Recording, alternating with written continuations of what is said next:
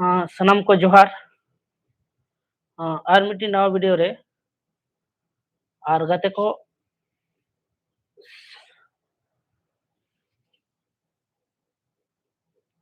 सनम को जोहार। ज्ञानसियन YouTube channel pasta set कोन सनम को सगुन दाराम। दलावन गाते को आर मिट्टी नवा वीडियो रे सनम को सगुन दाराम। आर नवा दो वीडियो क्लास कना मेन दो try to live video check लगा को बनावा ओना ना इन ट्राई तबना। चेक लगा रो को आजमो कना से बांगा ओना दो कमेंट दाराय ते लay तबन पे। और जहां अब बोन तेहना ट्राई अबन लाइव क्लास गानोक कना चे बांगा। और निया टाइम दो डेली लाइव क्लास के बन करावा। और अडी दिन खन क्लास इन बंद का तबना ओना लगी इकन खोजो कना। और निया परे खन दो दिन गे लेतार गे हिजु तबना लाइव क्लास और उनका रिकॉर्डिंग क्लास हो ओका लकाना बन सुविधा कना मेन दो ओका लका टाइम को नामो कना ओना हिसाब ते अब बन कोराव नुगा लाइव क्लास और बंकान दो नवा जहां अब बन लैया रिकॉर्डिंग क्लास हो और बंकान दो लाइव क्लास हो जहां गे हुई तबना ठीक गया सनाम गाते को तेहन पुइलू वीडियो कान तबना लाइव क्लास तो और वीडियो नेल कते चेक लका बन बुझेवया और साउंड को वीडियो को इन क्लियर हिजु कना से बांगा ओना दो सनाम को गे कमेंट दाराय ते लay तबन पे। और दला तलहे बाबन बिलोमा तेहना वीडियो बन एतोहबा तेहन दो इन पढ़ावना जहां अब यूजीसी नेट 2024 डिसेंबर 2024 रे जहां सिलेबस मेना से जहां सिलेबस अब सांताल पेपर 2 और पेपर 1 मा बडाय का गया बन ओना मा जनरल पेपर कना मेन दो जतो के समान हिजुआ और पेपर 2 दो निजरा सब्जेक्ट और जहां दो सांताल ऑनर्स को इदी का उनको दो सांताल के को पढ़ावा उड़िया खान दो उड़िया इंग्लिश खान दो इंग्लिश पॉलिटिकल साइंस खान दो पॉलिटिकल उनका गे उनको दो ओना गे अक्वा ऑनर्स के को पढ़ावा पेपर 2 रे दो और ओना हिसाब गे एग्जाम रो हिजु तबना और जतो गे प्राय जहां को नवा पीजी एग्जाम बन कंप्लीट का से पीजी एग्जाम बन एडमिशन करना उनको हुना बन एम दाड़े गया अपियार ते और जहां को कंप्लीट का उनको मा बन एम दाड़े कन गया। और नवा दो बयस सीमा को दो हुयु कना जीआरएफ लगी दो 32 वर्ष और नेट दो जीवन भर एम दाड़े बाम पास का खान और जीआरएफ दो जहां जूनियर रिसर्च फेलोशिप बन लैया ओना जीआरएफ दो 32 वर्ष लगी गे दाव दो मेना इन परे दो एसटी एससी लगी दो ओना खन ढेर दो ढेर दो रहो इन परे दो नेट गेम पासा जीआरएफ दो बांगा और 32 वर्ष धबी दो जीआरएफ हम पास दाड़ेया और ओना दो नवा एग्जाम इदी कते कते इन लay अबन कना नवा दो जहां को यूजीसी ना मेने दो हुयु कना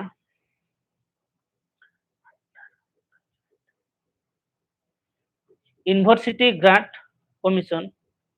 और नुई तरी तेगे नेट मेन दो नेशनल एलिजिबल टेस्ट हुआ और जहां को नेट को पासा उनको दो यूनिवर्सिटी को को लेक्चर दाड़ेया किंबा कॉलेज करे को कॉलेज गिद्रे को पढ़ाव दाड़ेया को और नवा पास लेका दो अडी लापान गया और दला तले तेहन दो जहां यूजीसी नेट ना कोड नंबर हुयु कना 95 मेन दो 95 95 और दला तले ओना गे तेहन दिन लय अबना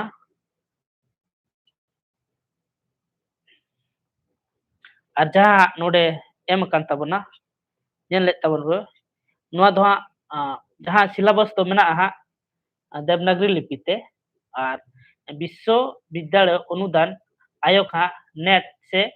नेट ब्यूरो ᱟᱨ ᱚᱱᱟ ᱜᱮ ᱫᱮᱞᱟ ᱛᱮᱦᱮᱧ ᱫᱩᱧ ᱞᱟᱹᱭ ᱟᱵᱚᱱᱟ ᱟᱨ ᱱᱚᱣᱟ ᱨᱮᱱᱟᱜ ᱱᱚᱜᱼᱚᱭ ᱵᱚᱱ ᱧᱮᱞ ᱫᱟᱲᱮᱭᱟᱜ ᱠᱟᱱ ᱜᱮᱭᱟ ᱱᱚᱰᱮ ᱨᱮᱱᱟᱜ ᱢᱮᱱᱟᱜᱼᱟ ᱠᱳᱰ ᱱᱚᱢᱵᱚᱨ 95 ᱟᱨ ᱵᱤᱥᱚᱭ ᱦᱩᱭᱩᱜ ᱠᱟᱱᱟ ᱥᱟᱱᱛᱟᱞᱤ ᱟᱨ ᱯᱟঠ্যᱠᱨᱚᱢ ᱢᱮᱱᱫᱚ ᱥᱩᱪᱤ ᱦᱟᱸᱜ ᱡᱟᱦᱟᱸ ᱢᱮᱱᱟᱜ ᱛᱟᱵᱚᱱᱟ ᱚᱱᱟ ᱪᱮᱫ ᱠᱚ ᱢᱮᱱᱟᱜᱼᱟ ᱚᱱᱟᱜᱮ ᱫᱮᱞᱟ ᱛᱟᱦᱞᱮ ᱵᱚᱱ ᱧᱮᱞ ᱥᱟᱸᱜᱮᱭᱟ ᱟᱨ ᱱᱚᱣᱟ ᱨᱮᱫᱚ ᱦᱟᱸᱜ ᱢᱮᱱᱟᱜ ᱛᱟᱵᱚᱱᱟ 10 ᱜᱚᱴᱟᱝ ᱤউᱱᱤᱴ ᱥᱮ 10 ᱜᱚᱴᱟᱝ ᱤউᱱᱤᱴ ᱥᱮ इकाई ᱦᱟᱸᱜ ᱢᱮᱱᱟᱜ ᱛᱟᱵᱚᱱᱟ ᱟᱨ ᱚᱠᱟ ᱤউᱱᱤट ᱨᱮ ᱪᱮᱫ ᱪᱮᱫ ᱦᱟᱸᱜ ᱯᱟᱲᱦᱟᱜᱼᱟ ᱚᱱᱟ ᱠᱚᱦᱚᱸ ᱫᱚᱞᱤᱧ ᱞᱟᱹᱭ ᱟᱵᱚᱱᱟ यूनिट 1 से इकाई 1 नवा दो जाति विज्ञान कना हां इथनोलॉजी इंग्लिश दो ना को इथनोलॉजी और अबो संताल दो ना बोलैया जत साइंस जाति विज्ञान इथनोलॉजी और संताल ते दो हां जत साइंस जाति विज्ञान की परिभाषा और स्वरूप मुख्य शाखाएं उपयोगिता और वैशिष्ट्यता वैशिष्ट्य वैशिष्ट्य उपयोगिता और वैशिष्ट्य सामाजिक व्यवस्था आर्थिक व्यवस्था धार्मिक व्यवस्था आर्थिक आदिवासियों का सामान्य परिचय सांताल मुंडा हो खाड़िया उरांग बीरहोल महली पहाड़िया असुरो कोल भूमिज ताले नोडे दो जहां अब बन लैया जाति विज्ञान से इथनोलॉजी और नोआ जत साइंस रे दो नोडे दो जहां तनी आदिवासी के मेना कोआ से आदिवासी का सामान्य परिचय आदिवासी को अक्वा चेक लका हा उपरूम मेना उना इदी कते बो पढ़ावा और सांताल आदिवासी मुंडा हो खाड़िया उरांग बीरहोल महली पहाड़िया असुर कोल और भूमिज नुनको आदिवासी को मेना कोआ आरो अडिगान आदिवासी को मेना कोआ उनको आदिवासी को हां बोन पढ़ा कोआ ताले यूनिट 1 रे दो नोना बोन नेल किया जाति विज्ञान की परिभाषा और स्वरूप मेंदो जत साइंस रेना आजा परिभाषा और ओना ना स्वरूप चेक लका मेना इन पर मुख्य शाखाएं जहां मुख्य मुळु चांगा उपयोगिता और वैशिष्ट्य माने जहां ओना ना उपयोगिता और वैशिष्ट्य चेक हुआ सामाजिक व्यवस्था समाज रेना व्यवस्था चेक लका मेना आर्थिक व्यवस्था हाँ चेक लका मेना धार्मिक व्यवस्था से धर्म ना व्यवस्था चेक लका मेना आदिवासी का समाज परिचय और आदिवासी ना समाज ना चेक लका आजा उपरूम एमाय उनको को ना बोन पढ़ावा इन परे सेकेंड रे एम का से बार रे इकाई 2 रे मेना भाषा विज्ञान एवं व्याकरण जहां दो इंग्लिश ते को मेता कना लिंग्विस्टिक एंड ग्रामर ताले जहां यूनिट 2 रे हो अब उन पढ़ावा लिंग्विस्टिक एंड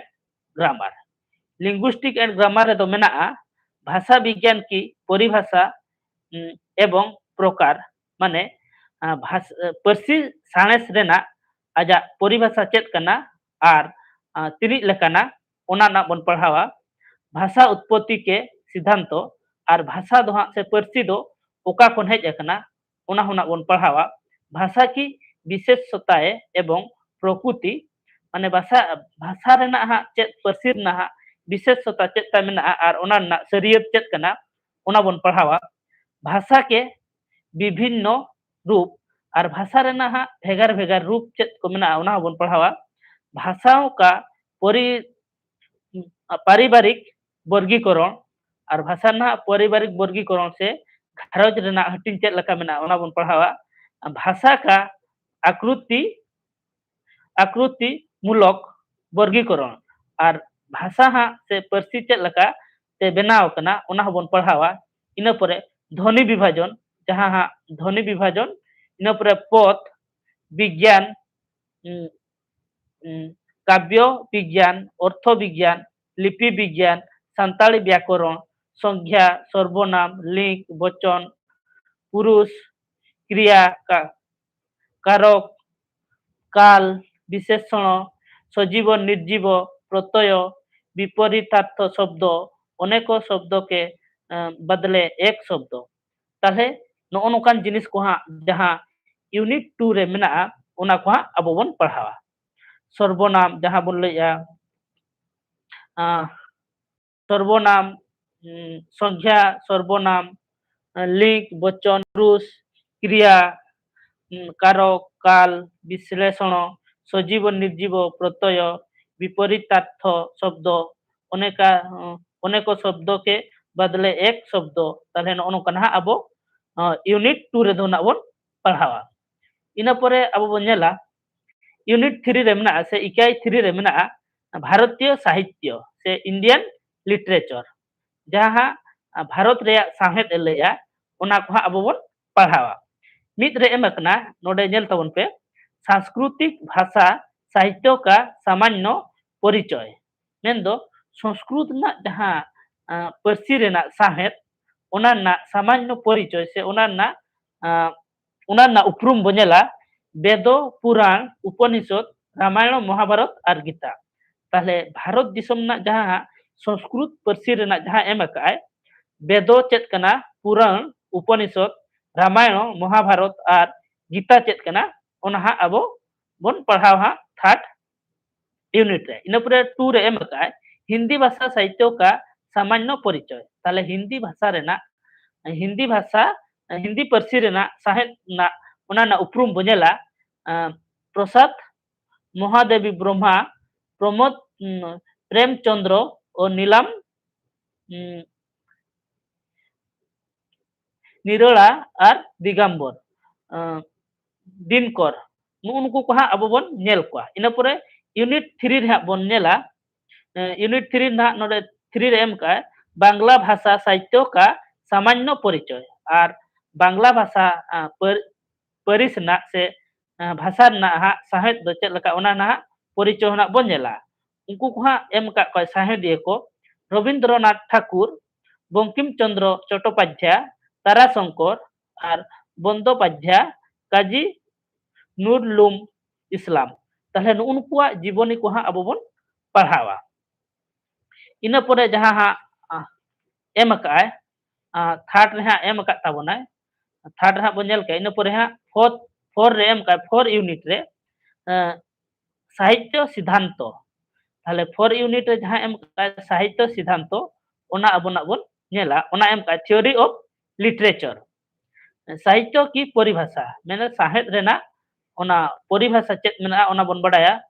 उसके हेतु तथ्य रूप प्रक्रिया और प्रयोजन नोना को अब बन पढ़ा इन पर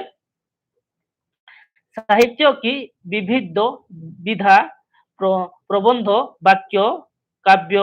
उपन्यास कहानी नाटक एकांकी निबंध जीवनी संस्करण शब्द शक्ति रथ छंद एवं अहंकार नोना को हाँ अब बन पढ़ाव हाँ यूनिट 4 रे हाँ इन पर अब बन नेला यूनिट 5 रे मेना लोक साहित्य फोल्क लिटरेचर जहाँ हाँ होल साहेद को मेता कना होल साहेद रे दो हाँ अब चेत बो पढ़ाव दला ओना नितो इन लय अबन कना लोक साहित्य की परिभाषा स्वरूप महत्व संताली लोक गीत संताली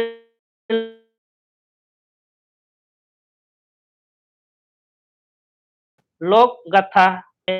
संताली महा बात संताली पहलियन कुदुम संताल लोक संस्कृति संताली पर्व त्योहार संताली वाद्य जंत्र संताली नृत्य ताले नोनो हाँ अब यूनिट 4 से यूनिट 5 रे हाँ अब बन नेला संताली लोक गीत माने संताल होल सेरेन होल कथा और हाँ जहाँ मेन कथा भेंता कथा और कुदुम को बन नेला तापरे संताली लोक संस्कृति से संतरा होल अरिचली और पर्व त्योहार मेंदो परब पुनई और वाद्य जंत्र से रू सपाक को हाँ और नृत्य से एने सेरेन ना बन नेला इन पर अब जहाँ यूनिट 6 रे हां जहां एम का संताल काव्य साहित्य संताली पोएट्री लिटरेचर से संताल अनोढ़े बो नेला संताली प्राचीन काव्य साहित्य ताहले संताल ना हां जहां मारे काव्य से अनोढ़े कना ओना बो नेला जहां लका लोकगीत लागणे बाहा सोरहाय काराम आर रिंझा नो नोआ को अबो मिमिटा तबो नेला इना पर बार रे एम का संताली मध्यकालीन काव्य साहित्य ने संताली तला ना रेया अनोढ़े साहेब उना को एम का अनोढ़े बाहा ढलुआ आसार बिनती तिरियो तेतांग भुरका इपिल चांदमाला आर गोसो बाहा कोयो हर ताहले नो नोआ पोतब करे कोन हा अबो बोन चर्चा सोन संताली आधुनिक काव्य साहित्य अनोढ़े महक तोआ दारे ताराल ताराल बासाल शिशिर सिरजल जी झरना बाहामाला अंतो बाहामाला ताहले ना जहां आधुनिक साहेद लैया आधुनिक अनोढ़े को हा नो नोआ करे खन अबो बन पढ़ावा इना परे जहां यूनिट 7 रे एम का तबे से इकाई 7 रे एम कना ओना दो हुयुक कना संताली गद्य साहित्य संताली प्रोज लिटरेचर से संताली अनोल्हा अनोल साहेद अब जहां बन लैया ओना हा यूनिट 7 बन पढ़ावा नाटक से गायन दाड़े गे धन जुरी खतिर संसार फेद थरी दकारे में दा बादली कोइडा ताहले नोआ गायन रे दो हा नोआ पोतब हा अब बन पढ़ावा इना परे उपन्यास से गमाम गमाम रे दो हा अब बन पढ़ावा हालमागा आतो आतो ओड़ा बारू बेडा अजय गड़ा ढीप रे नामालिया आर मानुमती ताहले नोआ को गमाम साहेब से उपन्यास रे दो हा नोना पोतब को अब बन पढ़ावा इना तायम कहनी रे दो मेना हा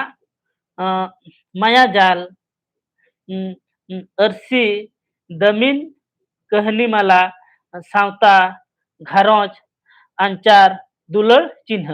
ताहले नोना कहनी को हा अब बन पढ़ावा नोना दो मिमिटा पोतब कना नोआ पोतब करे खन हा जहां हा अबो बिनिट रे हिजु तबना ओना को अब बन पढ़ावा इना तायम निबंध से अनल बन लैया संताल कुआ अरिचली आर अरसी इना परे खेरवाल अरिबंदी गनांग माला होल कोरेन मारे हापड़ाम को रिया कथा ताहले नोआ पोतब को हा से नोना अनल पोतब को हा ओना को बन पढ़ावा आर दोहिन लैया संताल कुआ अरिचली आर अरसी खेरवाल अरिबंदी गनांग माला होल कोरेन मारे हापड़ाम को कथा नोआ को हा अब बन पढ़ावा इना परे अबो नेलाबन यूनिट 8 रे अबो बन नेला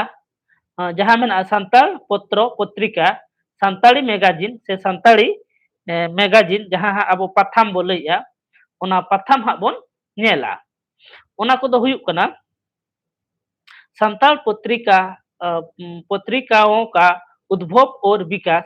संताल ना जहां पाथाम बन लैया ओना चेक लकारे उतनव कना ओना अबो बन नेला हा इना जहां पाथाम को हा उडुक ना ओना पाथाम को अबो बन चर्चाया संवाद पश्चिम बांग्ला जुग सिरिजल सिली तेतरे उमुल सागन साकाम फगुन मार्शल पांजा आदि मेंदो जहां तिनी हा अबो संताल साहेद रे पाथाम हा उडुक कना ओना पाथाम को अबो मिमिटा तबन चर्चाया यूनिट 9 रे दो मेना आदिवासी महापुरुष एवं साहित्यकार मेंदो आदिवासी महापुरुष आर साहित्यकार ना इदियाते ना अबो बन चर्चाया ओना को दो हुयुक कना जहां मेना स्वतंत्रता सेनानी मेंदो जहां अबोरिन वीर को उनको वीर को इदी कते अबो बन पढ़ावा बाबा तिलका माझी सिदु कन्हू चांद भैरव भागीरथी माझी भादो हेम्ब्रम दिबा किशुन